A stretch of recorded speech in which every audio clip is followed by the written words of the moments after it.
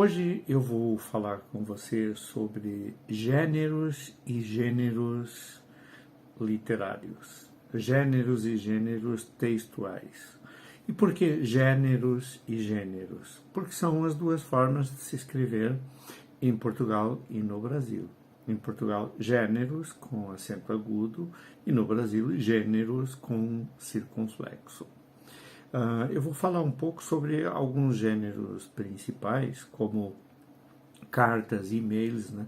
O e-mail é a carta moderna, é basicamente o mesmo estilo, né? Instruções, regras, poesia, letra de música, contos e postagens, sejam tweets, postagens em blogs, memes, etc. Né? Bom, uma primeira coisa que eu queria chamar a atenção é que lá e cá, em Portugal e no Brasil, e além disso nos outros países onde se fala português, escreve-se de formas diferentes diversas palavras. Algumas até querem mesmo dizer outras coisas, então isso é uma coisa que é importante a gente levar em conta quando escrevemos, e num projeto como esse, das escolas que se abraçam, onde nós temos escolas de lá e de cá, é importante você saber como aquilo que você escreve vai ser lido e entendido pelo outro, né? Então pense sempre como é que o outro pode entender aquilo que você está escrevendo. Então, alguns exemplos engraçados, triviais, mas em Portugal diz-se esferovite e no Brasil é isopor. O cordel é o barbante, né? Que no Brasil você fala em cordel, é literatura de cordel. Por quê? Porque ela era esticada num barbante, como aqui é chamado. Em Portugal chama-se cordel. O celular, que em Portugal é telemóvel e no Brasil é celular. A relva, em português de Portugal, é a grama em português do Brasil. A melga é o pernilongo, a melga portuguesa é o pernilongo brasileiro. O frigorífico é a geladeira. As piugas são meias. O autocarro é o ônibus. Bué é muito. Bué é de origem angolana, mas está a se usar muito em Portugal hoje em dia, né? Rebuçado é bala. Piropo é cantada. E talho é açougue. Isto são apenas alguns exemplos. É, aliás, um exercício divertido se procurar outros, mas sempre a dica é essa. Pense nas palavras que você usar e busque sinônimos que possam ser entendidos do outro lado, porque ao usar estas palavras desta lista aqui, por exemplo, isso às vezes torna um pouco difícil o entendimento pelo outro lado. Então, o primeiro gênero que eu queria abordar é o gênero carta ou e-mail nos dias de hoje, né? Então, você sempre tem um destinatário. Então, você vai dizer cara fulana, prezado fulano, querida não sei o quê. Você se dirige à pessoa e já cria um ar de maior proximidade. Você pode dizer bom dia, boa noite, perguntar como está, e aí você entra no assunto propriamente dito, né? E o assunto você desenvolve do jeito que achar melhor, comunicativo e tal. Portanto, existe uma saudação que é de bom tom ser feita. Nada disso é obrigatório, é óbvio, mas é de bom tom, né? O assunto, ele deve estar no assunto do e-mail, porque senão fica aquela coisa, um e-mail sem assunto, depois é difícil você localizar. É muito importante você pensar que o e-mail é legal porque ele fica, ao contrário de mensagens instantâneas, e já que ele fica, você pode querer no ano seguinte localizá-lo por algum motivo, embora dê para procurar nesses webmails que a gente usa por palavra dentro do próprio e-mail, mas é importante que os assuntos sejam significativos, né? Aí você tem o conteúdo propriamente dito e geralmente uma despedida. Você não encerra abruptamente, né? Geralmente você fala, espero que aguarde a sua resposta, desejo que você e os seus estejam bem, um abraço, um beijo, o que você quer dizer, e se despede. Isso, digamos, isso aí é o gênero textual que você usa quando está escrevendo uma carta ou um e-mail. Outro gênero é o de regras ou instruções. Então, por exemplo, se você vai ensinar como é que se joga, tem um game ou um jogo de tabuleiro, um jogo de cartas, e você vai explicar como é que se joga, um esporte, é um gênero textual que são regras. O primeiro a jogar deve ser o jogador que tirar o ponto mais alto no dado. Ele inicia na casa tal e andará tantas casas quantos pontos que saírem no dado. Quando uma peça cai em cima da outra, isso é o gênero regras de jogo, por exemplo. Outras são instruções, a gente sempre usa muito. Então, como chegar? Passou a pandemia e a gente vai convidar para uma festinha na nossa casa. Vamos fazer umas sardinhas na brasa, um churrasco lá no quintal. Então, como é que você chega até a minha casa? Ao chegar em tal ponto, vire à esquerda, veja tal coisa de referência. As instruções de como chegar a um lugar fazem parte também desse gênero de regras ou instruções. Como fazer uma determinada coisa também, uma receita. Como é que você faz uns ovos deliciosos? Ponha tantos minutos no fogo, em seguida, não sei o que, depois tempere com isso e com aquilo. Né? E também, geralmente, nesse gênero, você lista os componentes. Numa receita, você vai listar a quantidade de ovos, os temperos que você vai usar, etc, etc. Né? Outro gênero pode ser poesia ou música. Então, você tem vários tipos e formatos de poesia. Você pode ter um terceto, que são 3 versos, uma quadra, que são 4 versos. Você pode ter um haikai, que são 3 versos, mas ele tem um formato muito próprio, porque são 5, 7, 5 sílabas. E outros, sonetos, etc., cada um tem seu formato. Né? A poesia ela é dividida em versos, que é cada linha é um verso, e estrofes, que são os agrupamentos. Então, você pode ter um soneto que começa com uma quadra, né, que são 4 versos, por isso o nome quadra, e eles compõem uma estrofe. A estrofe seguinte já é outra. Né? E você também tem métricas e rimas. Em poesia mais moderna, mais livre, não se usa tanto métricas e muita poesia pode não ter rima, embora seja bastante habitual e para a maior parte das pessoas é inclusive um exercício interessante. Se você está começando e vai escrever uma quadra, é legal fazer com que a primeira linha rime com a terceira, a segunda linha rime com a quarta e por aí vai. E você tem entonação e ritmo, principalmente pensando na declamação. Se você vai escrever um poema e vai filmá-lo, fazer um pequeno vídeo com o seu celular ou telemóvel e para postar no YouTube, é muito importante pensar na entonação. A poesia ela tem uma entonação e tem um ritmo que seguem a cadência das palavras. Né? O rap também se usa muito dessa coisa da entonação e do ritmo. Né? E por falar em rap, também faz parte desse gênero a letra de música. Muitos poemas podem virar uma letra de música, ou você pode pensar uma melodia e depois ir colocar uma letra, ou às vezes a música pode nascer como uma letra e depois alguém musica. E se você for habilidoso tanto na parte da letra quanto da música, você até pode ir fazendo junto. Né?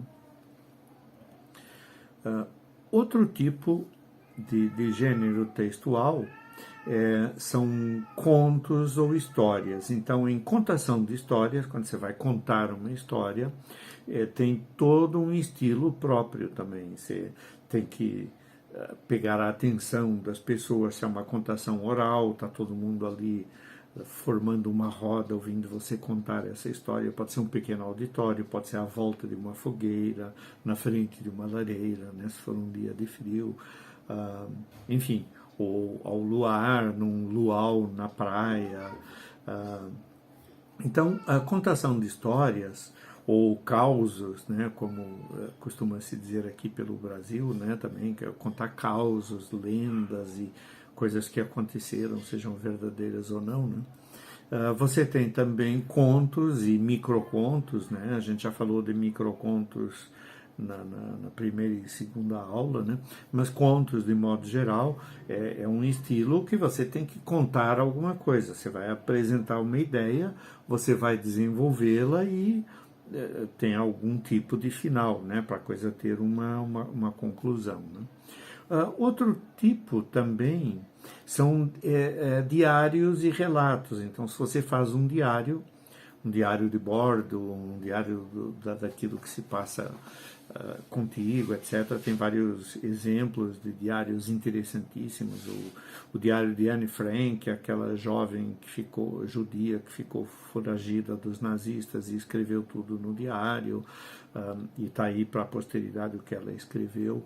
E qualquer tipo de relato, né? Você faz uma viagem, manda um relato para alguém, então você vai colocar uma sucessão de fatos, né? Geralmente um diário e um relato, eles são em cima não é ficção, são casos ocorridos, né? E finalmente, queria dizer que isso tudo pode ser ou ficção ou realidade, mas o estilo narrativo é basicamente o mesmo, porque se você vai fazer uma ficção, o grande segredo da boa ficção é parecer que é a realidade, né? E uma realidade bem contada, um caos que aconteceu realmente, é legal que você use os recursos ficcionais de dourar a pílula para melhor transmitir a ideia, né? O Fernando Pessoa já dizia que o poeta é um fingidor que finge tão perfeitamente que finge até mesmo a dor que devera sente. Outro gênero são roteiros, seja de vídeo, seja de áudio, né? Ou de uma peça teatral também. Um roteiro é uma sequência de algo que vai ser encenado para ser filmado ou para ser gravado radiofonicamente, fazer um podcast, ou fazer um pequeno vídeo para subir no YouTube, ou encenar uma pequena peça teatral, né? Onde você vai descrever a cena, você vai descrever os personagens, como eles se vestem, como eles se comportam, como eles entram em cena, né? Você tem os cenários, portanto, então, onde é que isso se passa, né? Eu chamei de cena a parte, digamos, o palco, né? Onde ocorre a ação, né? Mas o cenário seria toda a parte, digamos, decorativa dessa cena. E você tem a trama e o enredo, né? A trama é a ideia do que vai acontecer e o enredo é como isso se desenvolve. E você tem que se preocupar também com o som e com a iconografia. Então, se você está fazendo um roteiro, você vai dizer, e aqui agora entra uma música que começa baixinho e vai subindo com o rufar dos tambores à medida que... Né? E a iconografia é tudo que se refere à imagem. Sejam pequenos trechos de vídeo, seja uma imagem que você vai pôr ao fundo, você vai exibir durante, e geralmente o roteiro ele é escrito em duas grandes colunas, né? Uma coluna que descreve o que se passa, o que você vê, e uma outra coluna com a narração, aquilo que é dito, né? Vocês podem encontrar vários exemplos na internet, é um gênero textual interessante também de brincar com ele, né? Outro tipo seriam notícias ou comunicados. Aí são coisas reais que você precisa comunicar. Então, basicamente, a estrutura é a que responde a 6 perguntas básicas. Isso faz parte do princípio do jornalismo. Então, tem tudo a ver com notícias. Mas quando você faz um comunicado, você também tem que pensar nesses itens, que são o quê? O que é que você está falando, né? Quem foi a pessoa, quem é o personagem, quem é a personalidade que fez isso? Quando foi? Foi hoje, foi esta semana, ou será é uma notícia de algo que vai ocorrer, vai ser amanhã, ou quando também é muito relativo. Onde? Qual é o local onde isso ocorre, ou qual é o local onde isso ocorreu, ou qual é o local onde está ocorrendo, né? Como? Né? No caso de uma notícia, houve um assassinato, como é que foi feito? né? E por quê? Qual o motivo disso? Então, quer seja um comunicado, estamos comunicando que haverá um atraso no início das nossas atividades letivas devido à pandemia e tal. Então, por quê? Você já está explicando. Ou se você está dando uma notícia, por quê? Qual foi o motivo que levou esse assassino, esse ladrão a cometer esse crime, ou qualquer outro tipo de notícia, ou um cientista que fez uma descoberta, ou o que levou a isso. Então, quando você está escrevendo uma notícia ou um comunicado, é muito importante atentar a esses 6 itens principais, né? E, finalmente, outro gênero bastante em voga aí com a internet, a web, né? Que são tweets, posts, memes, né? Então, por exemplo, no Instagram tem um formato, né? Geralmente no Instagram você não vai só escrever, né? Você vai postar uma foto e dizer alguma coisa sobre a foto. Tem gente que pode pôr só uma imagem e está tudo dito. Tem gente que faz uma imagem só com um texto. Mas o mais usual é haver um casamento da imagem e do texto. O Instagram, ele, digamos que pede isso, né? Ou pode ter também pequenos vídeos, né? Você tem o WhatsApp, as pessoas usam muito grupos de WhatsApp para mandar coisas. Até o WhatsApp tem algumas limitações, tem um pessoal que estava abusando e fake news, etc., né? E a gente sabe que quanto mais uma coisa é mentira, mais ela se propaga. Tem estudos que demonstram isso. Uma postagem no WhatsApp que você recebe que é uma verdade, foi descoberto tal coisa cientificamente e tal, ela é muito menos multiplicada do que uma mentira totalmente absurda, cabeluda e tal. E muitos políticos mal intencionados socorrem disso, além de golpistas, etc., né? De qualquer jeito, é um gênero textual e a gente precisa estudá-lo, precisamos saber dominá-lo para nos comunicarmos, para a gente gerar postagens via WhatsApp e outros mensageiros, né? E assim como para recebê-las. A gente também precisa saber decupar e entender o que pode estar por trás disso, né? O Facebook, que diferentemente do Instagram, ele já pede coisas maiores, você não vai pôr uma coisa de uma linha ou duas no Facebook. Tem gente que faz isso, e na verdade você pode fazer o que você quiser. A plataforma está aí para cada um fazer o que quiser. Mas existem coisas, que, inclusive métricas, que mostram que você é mais bem sucedido quando você dosa uma certa quantidade de texto, uma chamada, uma imagem. Enfim, é um gênero próprio também. Cada meio ele pede o seu estilo. Um tweet no Twitter já são coisas bem mais curtas, né? É uma coisa que é mais usada nos meios políticos, etc., mas tem todo tipo de gente, todas as gerações que usam, né? A moçada usa mais o Instagram do que o Twitter. Já os políticos raramente usam o Instagram e ficam usando o Twitter, mas cada um tem seu estilo, né? E os blogs, né? Continua sendo uma plataforma interessante, tem várias plataformas gratuitas, seja o Blogger, o WordPress, etc. Se você quer publicar com mais constância e se você quer ter um conjunto de contos e que depois no final isso até pode virar uma publicação, o blog é uma coisa que ajuda a estruturar um acervo de conteúdo e também tem seus estilos que você deve pensar, né? Enfim, isso de um jeito bastante resumido, né? Eu fui muito superficial em todas essas observações, porque na verdade não existem regras muito rígidas. O importante é você pensar em como se adequar à mídia, né? Então, enquanto que no tweet é super legítimo, ou numa mensagem no WhatsApp, usar abreviações de VC em vez de você, tudo bem, você escreve TV bem e todo mundo vai entender que é tudo. Se você está escrevendo um texto mais extenso, aí já não é tão legal ficar usando abreviações, né? Tudo bem, se você está falando com um colega teu, da escola, um amigo, ok, em família, mas se você vai fazer um uso é uma prova de redação que você vai entregar na escola que o teu professor pediu, você não vai ficar usando abreviaturas, né? É uma coisa que fica feia, né? Para escrever poema é horrível usar abreviaturas em poema, sinceramente, esqueça disso aí.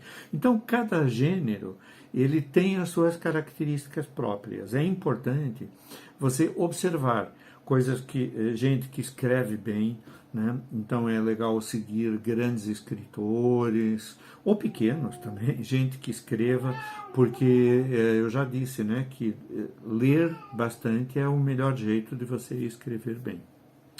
Então, é isso. E agora, mãos à obra. Vamos ver e colocar, porque escrever não é só você pensar que vai escrever. Não é só escrever e guardar para você, que já é válido, é legal. É você escrever e mandar para outras pessoas. É aí que ocorre a comunicação. Certo? Tchau, tchau.